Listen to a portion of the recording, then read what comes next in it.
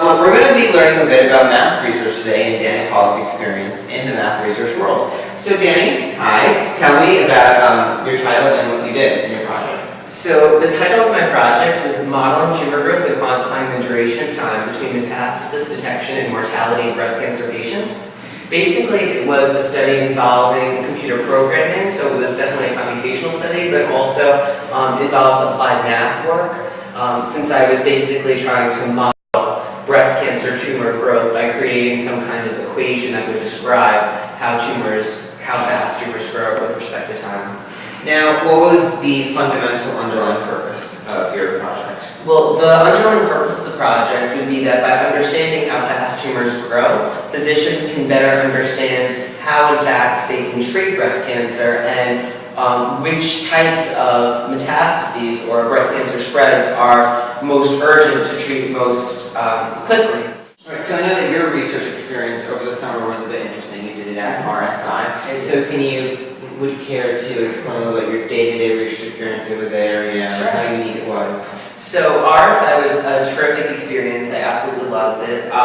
Basically, I was there with about 47 other students from the US and then a bunch of international students who were doing different research in math, biology, chemistry, physics. Basically, we did research for the 5 days a week with a local internship there, and then in the evenings we listened to lectures from different scientists in the Boston area and other such things. We worked on the paper on the weekends and that kind of thing. Day to day in the lab, the work that I did involved basically since it was an applied math and computer programming project, I basically had my notebook out and I would basically be doing the math in the notebook to figure out exactly what I needed to program, and then I would basically tell the computer what I needed it to do in order to complete the parts of the study that needed to be completed. The first 2 weeks, like in any research project, the beginning was definitely mostly involving literature review, so I was looking at past studies and what other people had done in the past in order to see how I could build off of that. And then the final few weeks, of course, were mostly working on the paper and the final results. So. All right. So what would you say are some of the skills that you would need beforehand to do a project like this? Well, definitely the skills that I relied on for this project were computer programming and applied math and general understanding of different concepts in biology and fields like that. These were steps in the process. So here is my paper, actually. Okay. Would that be interesting? That would be very good, yeah. Okay, so, and you can see, you have the introduction, you go through, and then basically, when you get to the methods part, there were different parts of my project that I was doing, and it actually corresponded to my code, which you can see here. Okay. So, the code, I don't know if you'd like to film any of the actual code so that they could see what computer programming code looks like, but basically, this kind of work corresponds to the different steps in the method, and each of these equations represented different parts of the method. Right. And then, then in the end, I was able to obtain my results based on running my code. So for each part of your method, basically, you were developing a new part of the final model. Is that what you were doing? It was basically a process. Okay. So, my final results came from an analysis of data, and to analyze the data, there was a lot of math that needed to be done. But the kinds of math for this kind of project, it's helpful to use computer programming to just automate the entire process of doing the math. There's so much data, you can never do it by hand. Right. So I basically had to write the computer program to analyze the data in the way that I needed it to be done. So I needed to think about what's the math that I need to do to analyze the data, how do I render that in the computer system, and then how do I use that to obtain the results.